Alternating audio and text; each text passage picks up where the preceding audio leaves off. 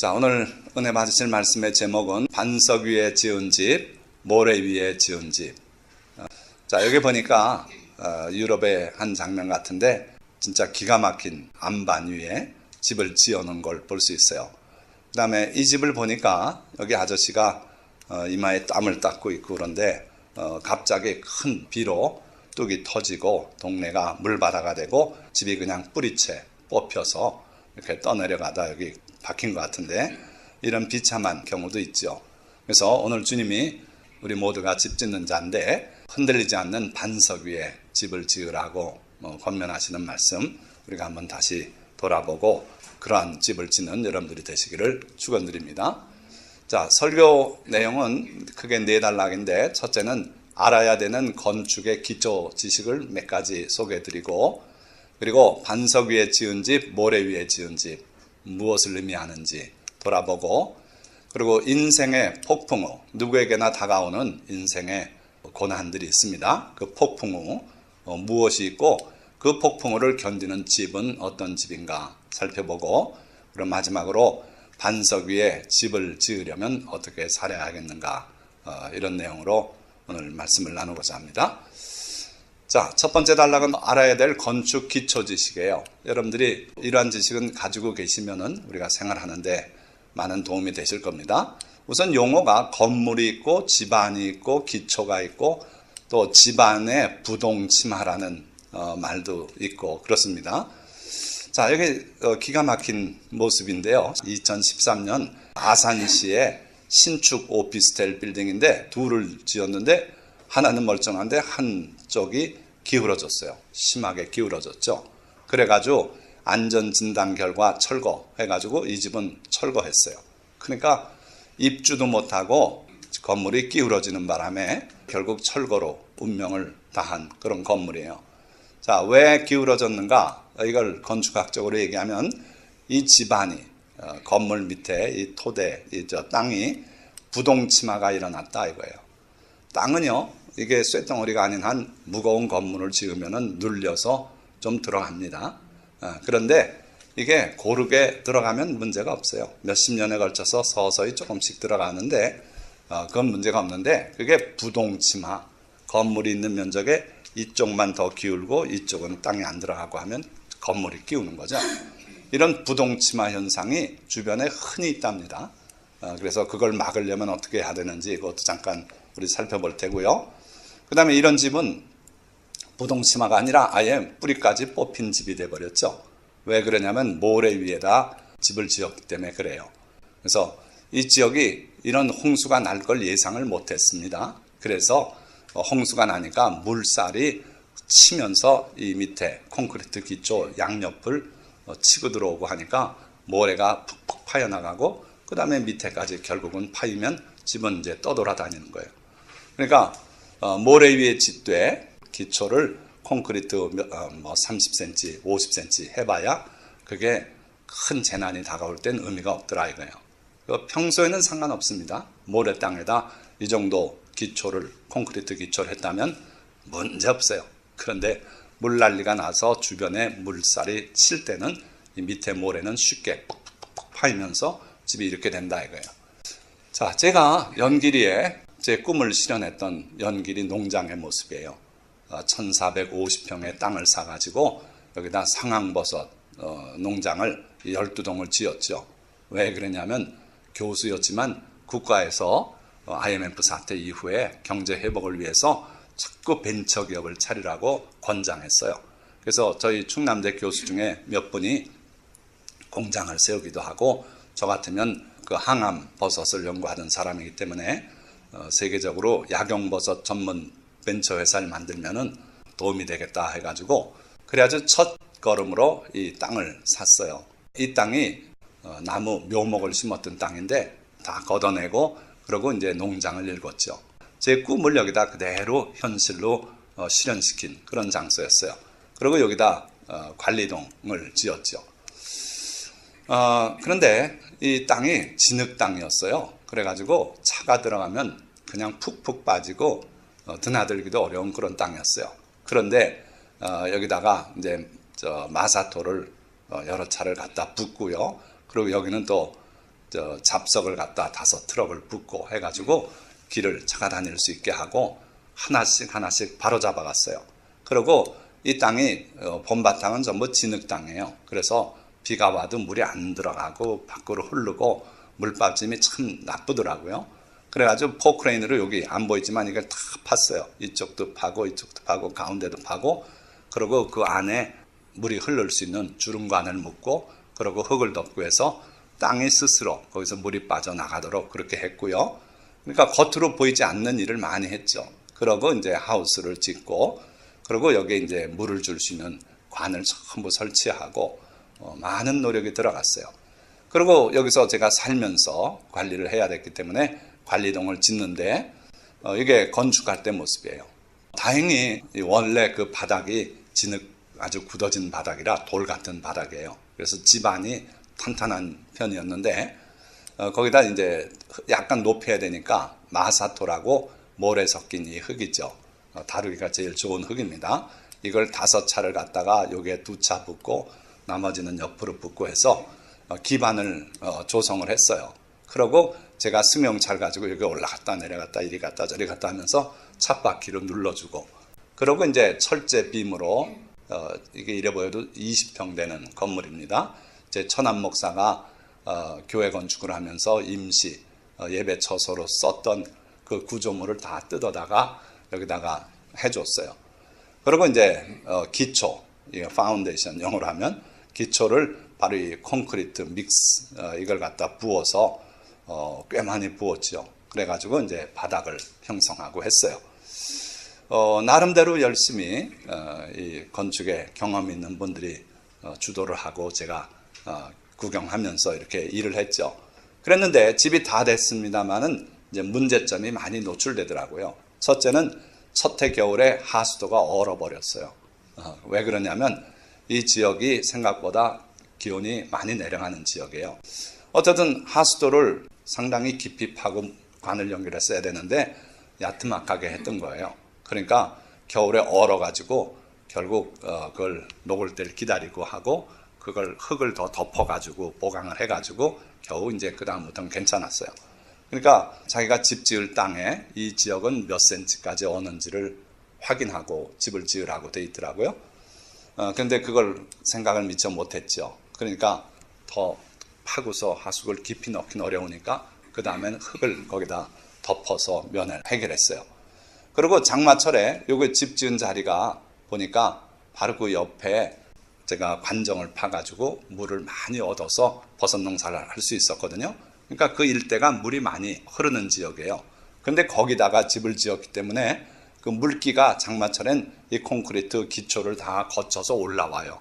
그러니까 장판을 깔고 살았는데 습하고 기분이 안 좋아서 열어보니까 그 장판 위에도 물기가 있고 장판 밑에도 물기가 있고 엉망해요.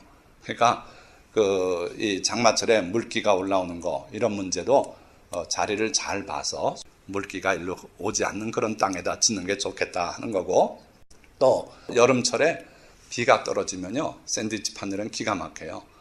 물 한 방울 떨어지면 탁탁탁탁탁탁 하는 소리가 다 들려요. 게다가 그 판넬과 판넬 사이를 실리콘으로 떼어놨지만 완벽하지 못해서 결국 누수가 되더라고요.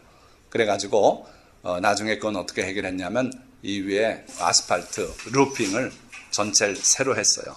그렇게 하니까 완전히 해결됐어요. 그러니까 지붕의 누수나 또는 빗방울 소리 이건 없어졌어요. 옆을 때리는 건 할 수 없어요.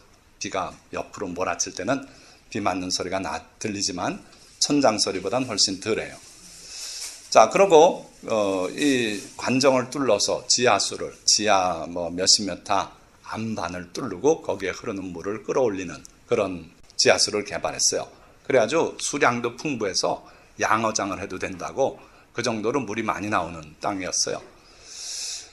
근데 문제는 비가 오면 그 지하에 흐르는 물이 양이 많아지면서 모래가 수도로 나오는 거예요.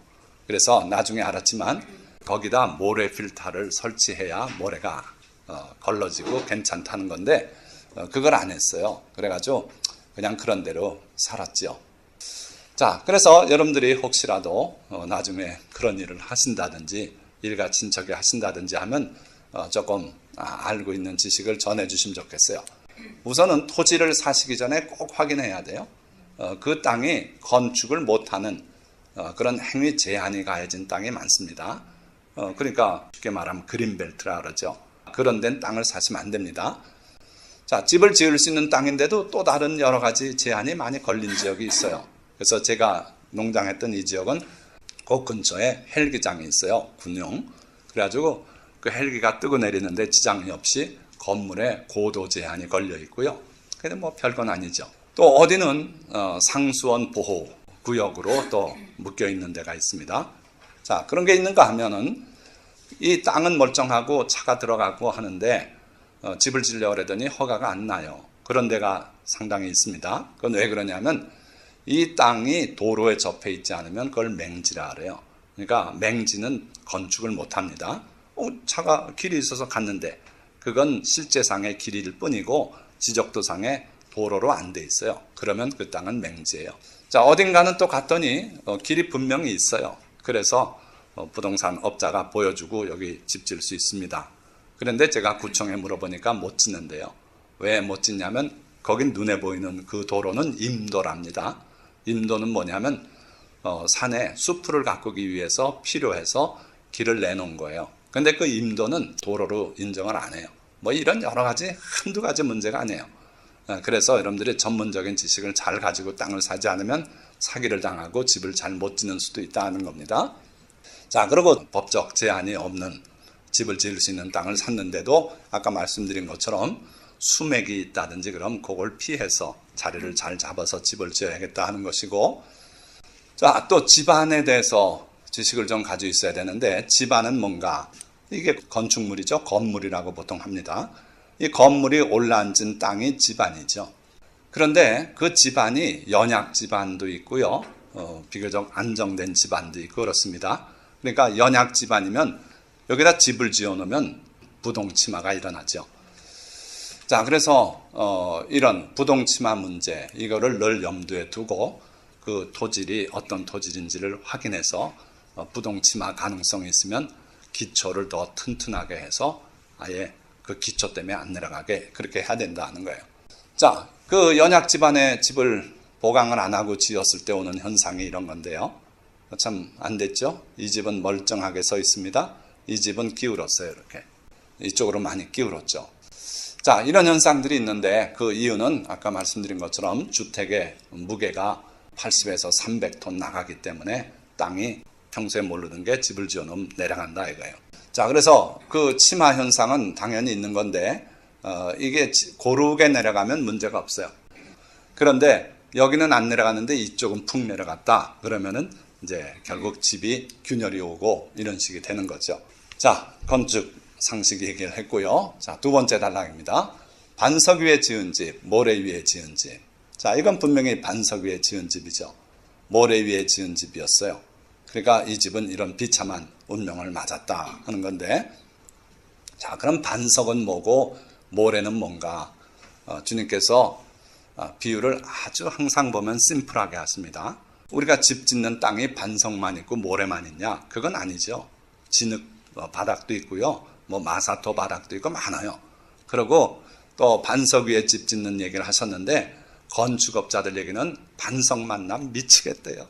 그걸 다이너마이트로 깨고 그렇게 하고 뭐 집을 지어야 되고 하는데 그 작업이 보통 성가신 게 아닌가 봐요. 그래도 반석 위에 집 지면 안전하다 이거예요. 모래 위에 집 짓는 거는 언제든지 큰 풍랑이 닥쳐오면 무너질 수 있다 이겁니다. 그래서 예수님은 내가 이 반석 위에 내 교회를 세우리니 지옥의 권세가 이기지 못하리라 그렇게 선언하신 적이 있죠. 그러니까 예수님은 철저히 반석 위에라야 뭘 세우시겠다 이거예요. 그래서 반석 위에 집 짓는 거를 오늘 말씀하고 있는 거죠. 자, 그렇다면 반석이 과연 뭔가? 신명기에서는 이렇게 노래하고 있어요. 그는 반석이시니 그가 하신 일이 완전하고 그의 모든 길이 정의롭고 진실하고 거짓이 없으신 하나님이시니 공의로우시고 바르시도다. 우리 하나님, 우리 아버지 하나님, 여호와 하나님이 바로 반석이시다 이거예요. 그에게는 그릇된 게 없고 거짓된 게 없고 그가 하시는 모든 일은 다 정당하시다. 그렇게 노래하고 있어요. 이게 미국의 와이오밍주에 있는 네블스 타워라고 하는 신기한 구조물이에요. 제가 89년도에 미국을 대륙 횡단을 할 때 이걸 보려고 코스를 그렇게 잡았어요. 그런데 정말 대륙에 아주 평야인데 쫙 젖은 평야인데 이거 하나만 돌이 이렇게 치솟았어요. 그래서 불가사의한 구조물이에요. 돌이 그냥 솟구쳐 오른 거예요. 저 지구 밑에서 마그마가 오르는데 보통은 저렇게 하면 화산이 돼서 터져서 주변에 널리고 마는데 이건 그냥 돌로 굳어지면서 이렇게 밀고 올라와요. 이게 얼마나 큰 거냐 하면요. 여기 한 주름에 확대해서 보면 여기 사람들이 이걸 암벽 등반을 하느라고 그렇게 올라가고 있는 사람이 여기 개미처럼 보여요. 참 신기한 바위죠. 자, 이런 바위 정말 안정되고 흔들림이 없는 그런 바위예요. 그래서 이 반석이다, 바위다 하는 뜻은 변함없인 하나님, 그 하나님의 진리, 그걸 말씀하고 있는 거예요. 그래서 반석 위에 집을 져라, 그 하나님의 흔들림 없는 말씀, 가르침에 근거해서 살아라, 그런 뜻이 되는 겁니다. 자, 다니엘서에 하나님께서 이 다니엘을 통해서 인류 역사를 종말까지 반복해서 예언하고 있어요. 그 첫 번째 예언이 우상을 통한 예언이에요. 꿈에 느부갓네살 왕이 바벨론의 왕이죠. 꿈을 꿨는데 너무 충격적인 꿈을 꿨어요. 그런데 신기한 건 깨나니까 꿈이 생각 안 나요. 그래가지고 너무 번민이 돼가지고 자기 그 바벨론 제국의 모든 술사들을 다 불러가지고 명령을 내렸어요. 내가 꾼 꿈을 너희들이 알아내고 그러고 그 해석을 얘기해달라. 그랬더니 술사들이 웅성웅성하고 하는 얘기가 세상에 그런 요구를 어떻게 하십니까? 꿈 얘기를 하고서 해석해달라 그래야지 그 꿈을 까먹었는데 꿈을 나한테 알려주고 해석하라. 그런 무리한 요구는 한 왕이 이전에 없습니다. 그러니까 왕이 화가 났어요. 내가 무리한 요구를 한다고 그렇게 지적을 하고 저놈들 전부 사기꾼들이다고 꿈 얘기하면 대충 알아서 말도 안 되는 소리로 해석해 줄 거라고. 그래가지고 너희가 꿈을 알아내지 못하면 다 죽어야 된다. 존재할 필요가 없다 해가지고 근위대장한테 다 잡아 죽이라고 명령까지 내렸어요. 그때 다니엘과 그 친구들도 그 술사들 중에 한 명으로 간주가 되고 있었기 때문에 같이 죽을 운명이 됐어요. 그래서 다니엘과 그 친구들이 모여서 하나님 앞에 기도하자. 우리도 죽는다. 해가지고 기도했더니 하나님께서 다니엘에게 그 꿈을 알려주셨어요. 그리고 의미까지 깨닫게 하셨어요. 뭐냐 하면 이 느부갓네살 왕이 꿈을 꿨는데 한 큰 우상이 서 있었어요.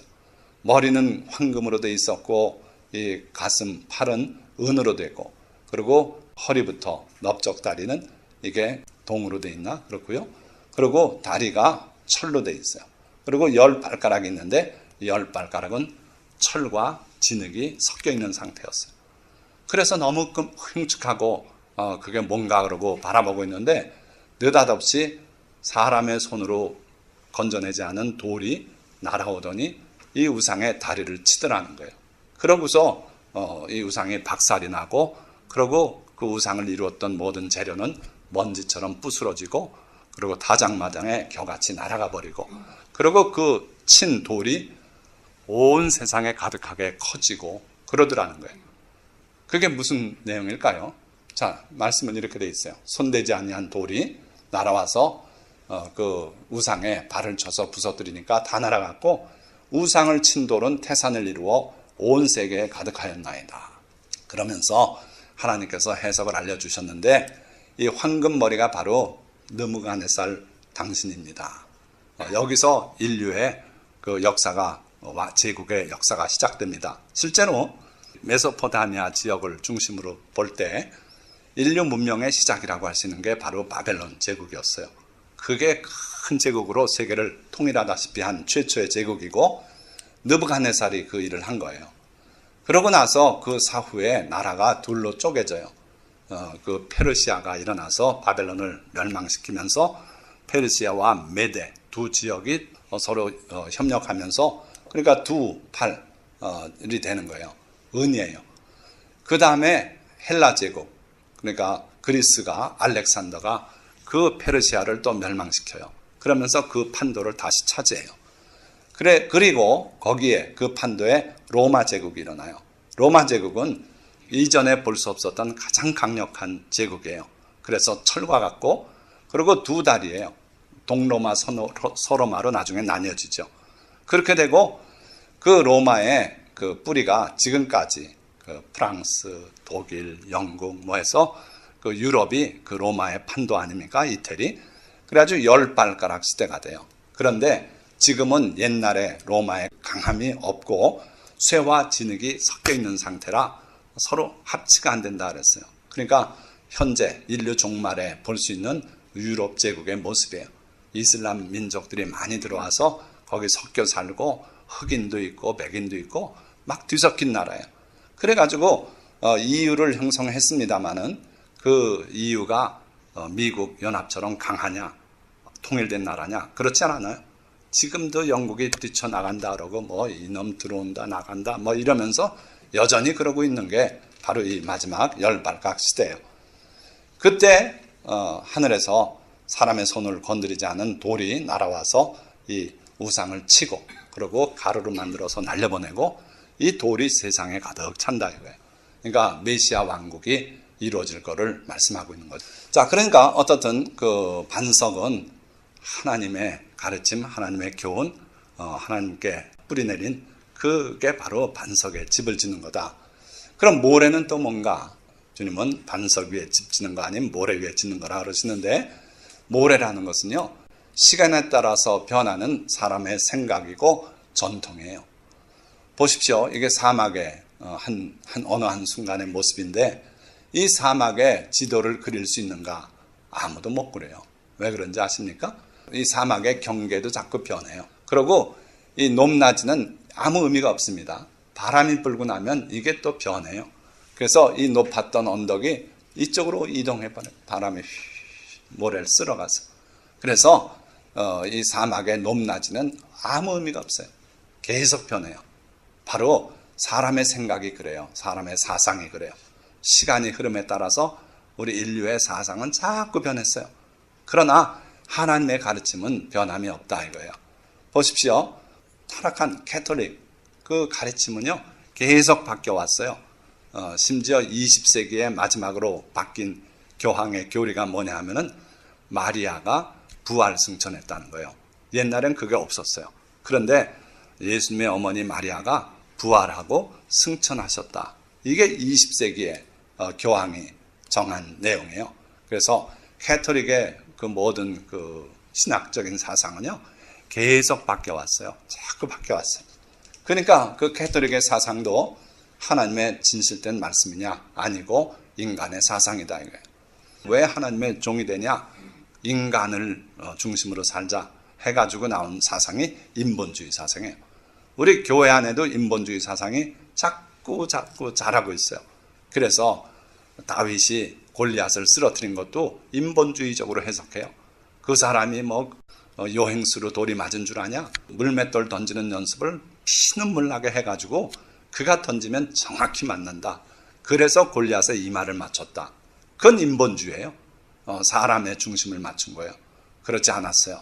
다윗은 자신이 없어서 돌멩이를 5개나 넣고 왔어요.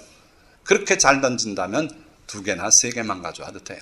그런데 5개나 가져와서 던져서 안 되면 또 던지고 또 안 되면 또 던지고 하나님을 믿고 나온 겁니다. 그러니까 인본주의, 또 민주주의, 자본주의, 민족주의, 공산주의, 이슬람 근본주의. 자, 그래서 어쨌든 모래, 이거는 세상 사람의 생각이고 거기에 기초해서 사는 게 모래 위에 집 짓는 거예요. 자, 모래 위에 지은 집이 왜 위험한가? 보세요. 아까 이 집은 말씀드렸죠. 평상시 같은 문제 없어요. 그 모래가 뭐 깔아앉습니까? 그렇지 않아요. 오히려 연약한 흙보다는 더 단단하다 그럽니다. 그런데 물이 닥치면은 물에 모래가 쓸려 나가서 결국 밑에까지 쓸리면 이 집은 허공에 뜨는 거예요. 물에 떠내려가는 거예요. 그런 위험이 있어요. 이것도 보십시오. 바닷가의 집 같은데 해변이 지금 자꾸 침식이 되는 현상이 세계적으로 있어요. 왜 그런지 모르겠어요. 그래서 대천도 그렇고 자꾸 이게 모래가 떠밀려 나가요. 파도로. 그러다 보니까 해안선이 자꾸 들어오면서 그전에는 이 집을 지을 때 여기 더 이렇게 흙이 모래가 있었을 거예요. 근데 다 파내려가니까 공중에 뜨잖아요. 모래는 이런 성격이 있어요. 자꾸 침식도 되고 물에 흘러갈 수 있다. 자, 이건 이제 물가는 아니고 사막에 이렇게 집을 지었는데 콘크리트로 이렇게 아주 단단한 파운데이션을 만들었어요. 기초를. 그런다고 해서 이게 안전한가? 그렇지 않다 이거예요. 바람에 여기가 또 자꾸 오히려 타겟이 돼서 불리면 이게 자꾸 파여서 나중엔 집이 또 기울어질 수도 있고 이런 거예요. 그러니까 모래 위에 지은 집은 그 모래 자체가 바람에도 움직이고 물에도 움직일 수 있기 때문에 결국 위험하다 이거예요. 자, 그래도 우리가 여기를 떠나서 살 수는 없잖아요. 그렇죠?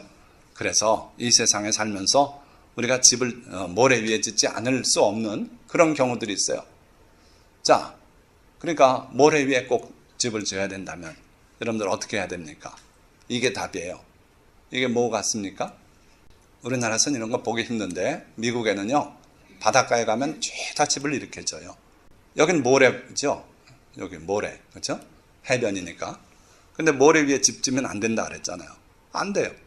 그럼 분명히 떠내려가게 돼 있어요. 그래서 개발한 공법이 여기서 파일을 박아요. 쐐기둥을 쭉 박아요. 쫙 밀어넣으면 몇십 메타 쉽게 들어갑니다. 그러면 거긴 반석이 반드시 있어요. 바닷가에 모래가 우리 눈엔 보이지만 그 밑에는 반석이에요.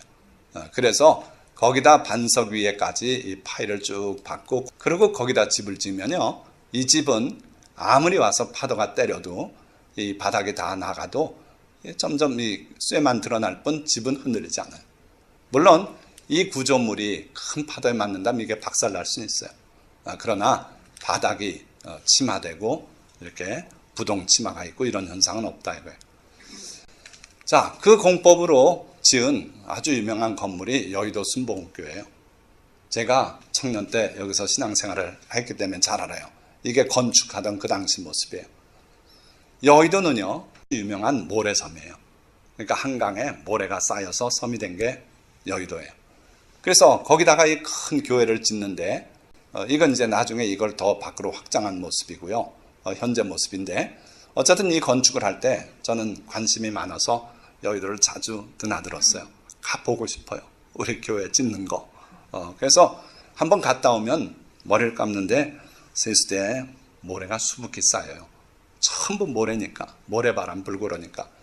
그런데 가면은 신기한 건 땅땅 소리만 들려요. 뭘 하고 있는 거냐면요, 파일을 전봇대에 굵기만한 파일, 그거보다 더 굵은가 그래요. 그거를 계속 박아요.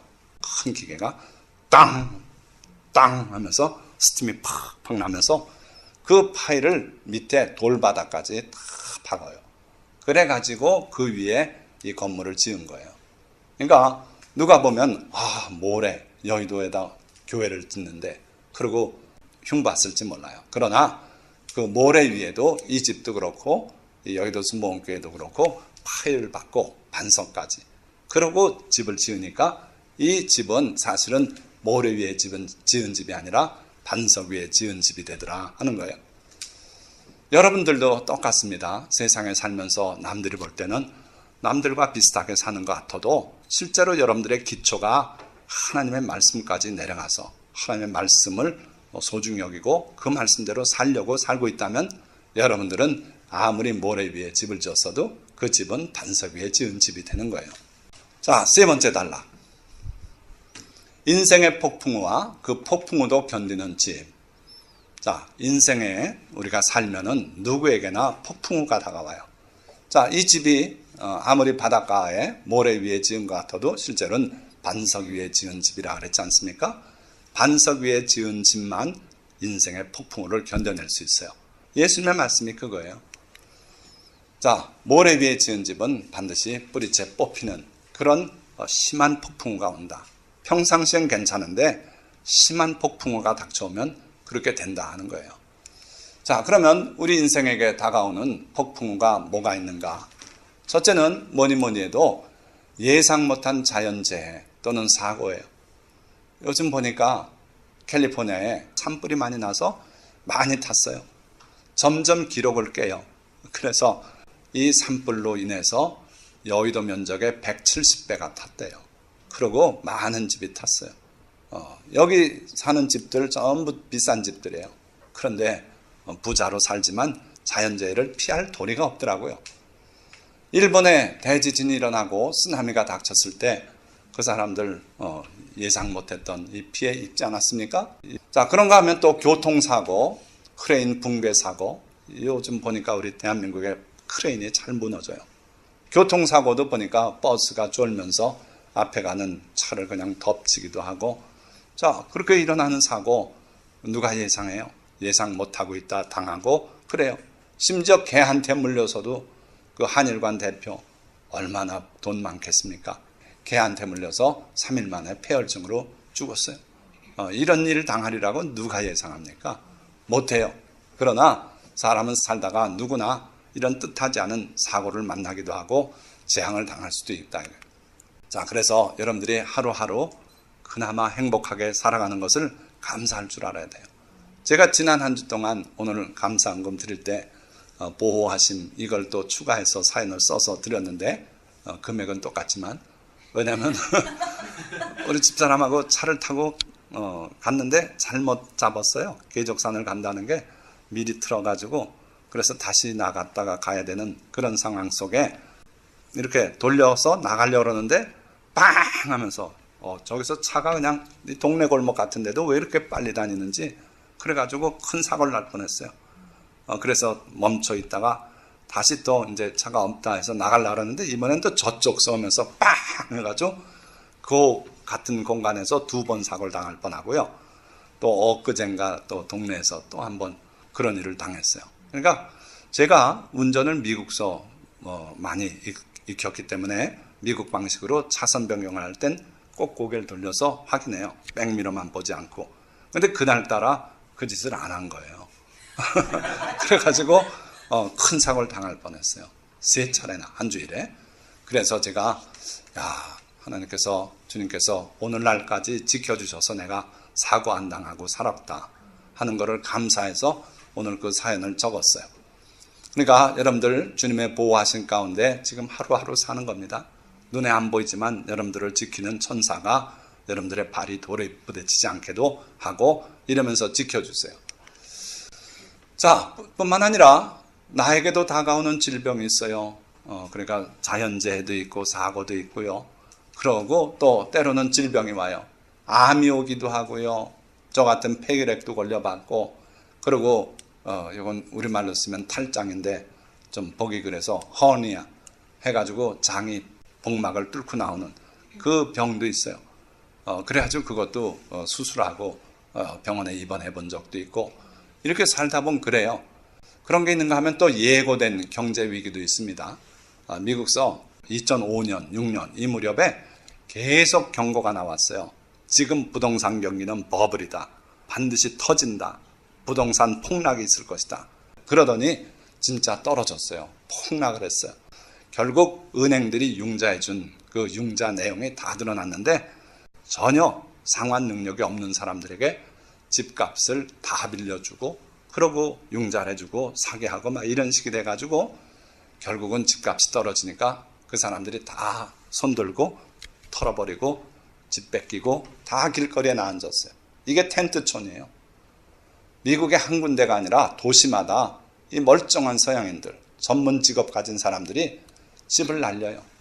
그러니까 옛날에 4억짜리 집 이걸 갖다 자기 무리해서 6억에 주고 샀는데 그게 폭락하니까 도로 3억이 되는 거예요. 그러면 자기는 빚을 6억을 얻었는데 집값은 3억이 되고 그리고 이자율이 그전 같으면 4% 내던 게 20%까지 치솟았어. 그러니까 한 달치 융자금 상환도 못해요. 그러니까 알아서 하시오. 그러고 나와서 텐트 치고 살아요. 이 사람들이 도시마다 이렇게 되니까 분노가 치솟아 올랐어요. 뭐 이런 놈의 나라가 있느냐. 그래가지고 뉴욕에서는 월가를 중심으로 월스트리트를 점령하라 그러면서 1%의 사람이 부의 99%를 가지고 있다고. 잘못하면요 미국이 내전 속에 들어갈 수도 있어요. 우리나라도 여기에 영향을 받아서 결국은 집값이 폭락했어요. 이런 예고된 경제 위기 속에서 이게 언제든지 터질 수 있구나 하고 조심하고 자기 능력 밖의 일을 안 하고 하면 붕괴가 와도 큰 문제가 없는데 욕심을 내요. 그러니까 예고 없이 다가오는 인생의 폭풍우라고 제목은 달았습니다마는 이런 예고된 위기도 있는데 그때 탐욕에 눈이 어두워서 잘못되는 수가 있어요. 여러분들은 이런 데 빠지지 않으시길 바랍니다.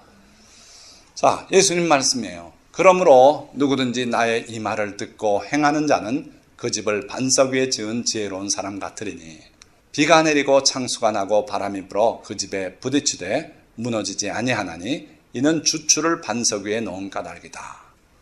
분명히 말씀했어요. 여기 세 가지 건축물이 있어요. 이게 아까 제가 설명드린 해변가에 기둥을 받고 이렇게 집을 지었죠. 아무리 파도가 쳐도 이 본체를 때리지 않는 한 이 집은 안전해요. 자, 이건 뭡니까? 이거 등대죠. 등대도 보면은 파도가 봐서 치고 그러는데 멀쩡해요. 이번 태풍 때문에 바닷가에 등대가 5개가 무너졌다. 이런 소리 들어보셨어요? 없어요. 왜 그런지 아십니까? 등대치고 연약 집안에 지은 등대는 없어요. 언제나 바다의 그 험한 풍랑을 견뎌내기 위해서 다 이렇게 바위 위에다 만들어요. 그래서 이건 아일랜드 지방 나라의 등대라 하는데 이런 멋있는 등대들이 다 보면 반석 위에 지은 구조물들이에요. 이런 거는 아무리 풍랑이 나고 바람이 불고 해도 결코 무너지지 않는다. 왜? 그 주추를 반석 위에 놓은 까닭이다. 그러니까 반석이 저 밑에 있다면 거기까지 중심 기둥을 내려서 집을 지라 이거예요. 그러니까 하나님의 말씀을 여러분들이 탐구해서 그 말씀 따라 그렇게 살아가면 그게 바로 반석 위에 주추를 놓은 게 되는 거예요. 반면에 나의 이 말을 듣고 행하지 아니하는 자는 그 집을 모래 위에 지은 어리석은 삶 같으리니 비가 내리고 창수가 나고 바람이 불어 그 집에 부딪힘에 무너져 그 무너짐이 심하니라. 이런 꼴 당한다 이거예요. 평상시는 괜찮은데 큰 바람이 불고 막 비가 내리고 그 비가 넘쳐서 이 평상시엔 물 안 흐르던 지역인데 물이 거길 치고 하면은 이 집은 뿌리째 뽑혀요. 내려가서 반석에 고정했다면 혼자 다 밑이 다 나가도 덩그러니 서서 이러고 거기서 물 구경하고 있을 거예요. 그런데 이 집은 그렇게 못했어요. 그냥 쉽게 바닥 파고 콘크리트 들어붙고 그리고 거기다 집을 지은 거예요. 그거 가지고 안 된다 이거예요. 모래 위에는 절대로 집 질 것이 아니다 하는 거죠. 자, 그 다음 마지막 단락이에요. 반석 위에 집 짓기. 그럼 구체적으로 우리가 어떻게 해야 반석 위에 집을 짓는 거냐. 여의도 순복음교회처럼 그 모래 섬에다 집을 짓더라도 파일을 박으면 된다 그랬죠. 그러니까 여러분들이 반석 위에 집 짓는 원리는 간단하다. 자, 항상 결과를 생각하면서 살아가라. 자, 무슨 결과를 생각합니까? 이것이 반석 위에 집을 짓는 것인가? 아니면 모래 위에 집을 짓는 행동인가? 이걸 여러분들이 늘 생각하세요. 진짜 내 하고자 하는 일이 하나님의 말씀에 따르려는 것인가? 아니면 내 욕심을 이루려 함인가? 이걸 생각하자 이거예요. 제가 우리 교회 목회를 할 때 늘 기도하면서 짚어보고 다시 생각해 보는 게 바로 이거예요. 내가 지금 하려는 일이 내 명예를 위해서 하는 것인가? 정경수 목사, 저 사람 교수 하다가 교수도 내려놓고 목사가 됐는데 잘 되나 보자. 그런 시선을 의식해서 내가 지금 이 일을 하려는 것인가? 아니면 정말 하나님이 이 일을 기뻐하시기 때문에 내가 하려는 것인가? 그걸 늘 생각하면서 결정을 해요. 그러니까 여러분들도 삶에서 그러시기를 바랍니다. 내 체면을 생각하고 남의 눈을 생각해서 뭔가를 하려고 그러면 그거는 반석 위에 집 짓는 행동이 아닐 수 있어요. 많은 젊은이들이 여기에서 넘어가요.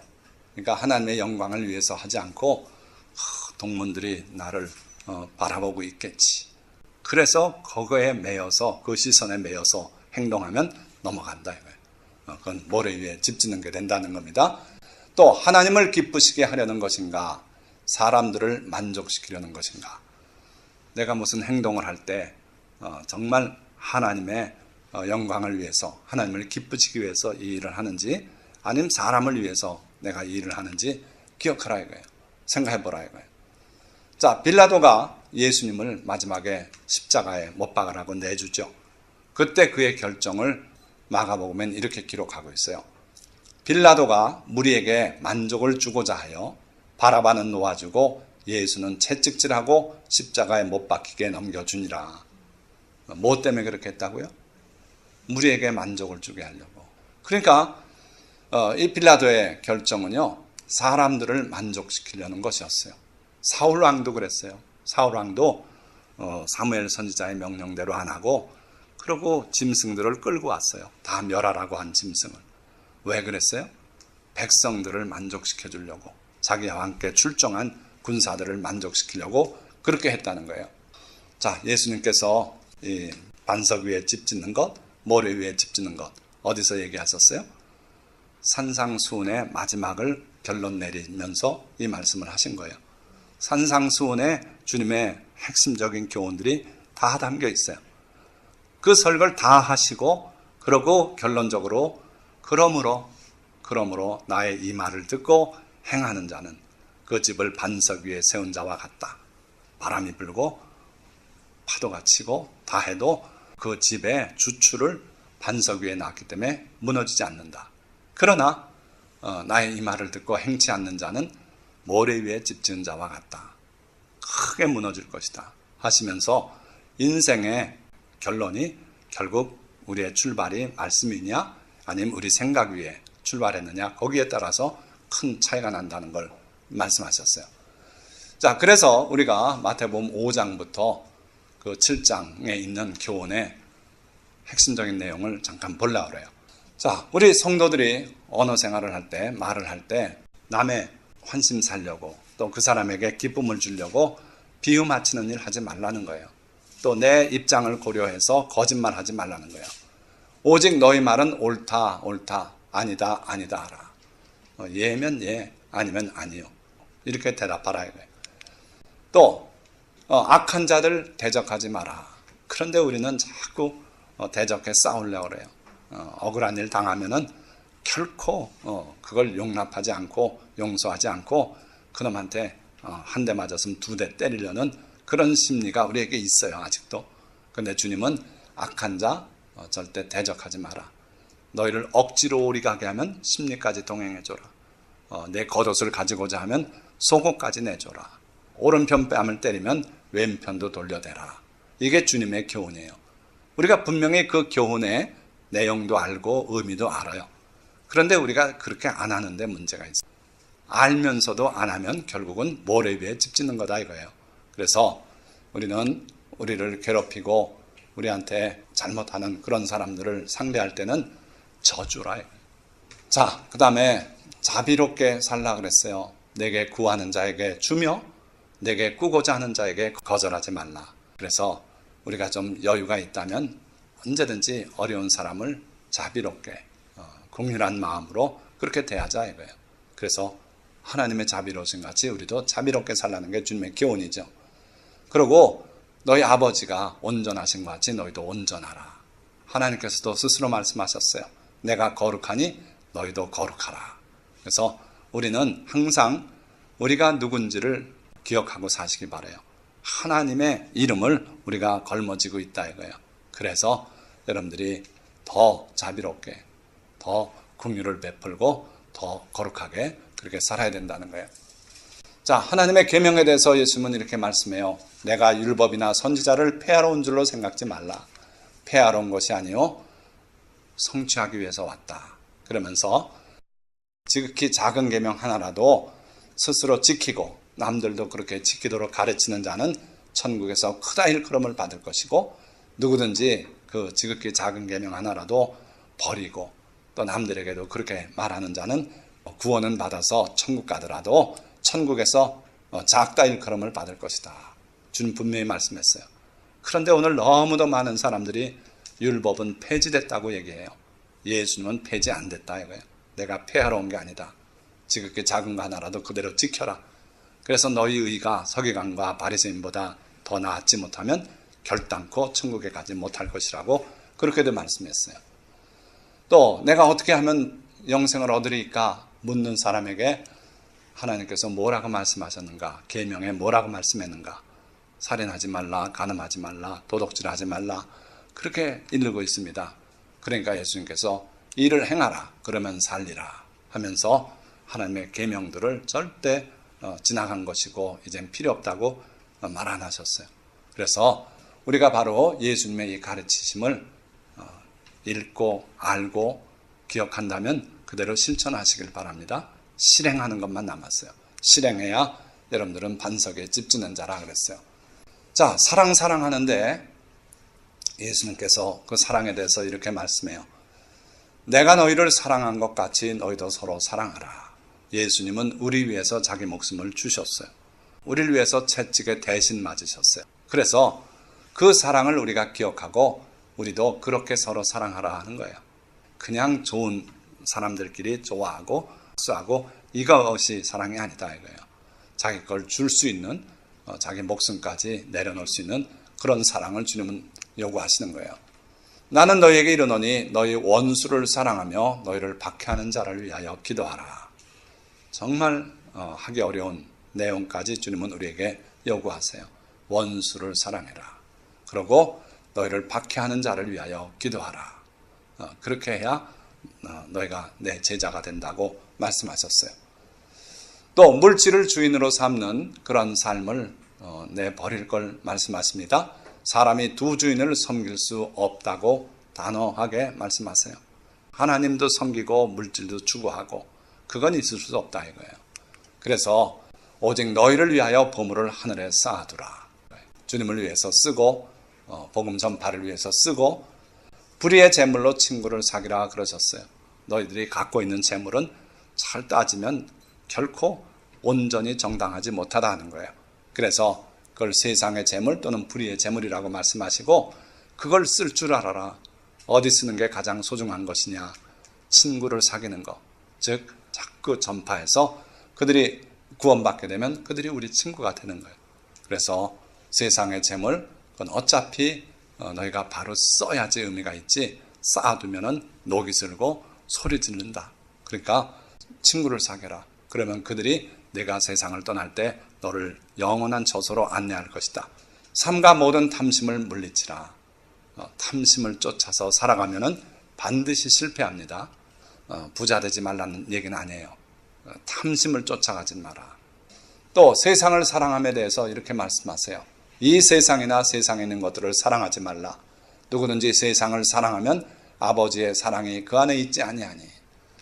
우리가 세상을 사랑하면요 하나님은 우리를 사랑하지 않으시겠다는 거예요. 두려운 말씀이에요. 그러니까 세상에 있는 거 너무 사랑하지 마세요. 어쩌다 하는 건 좋습니다.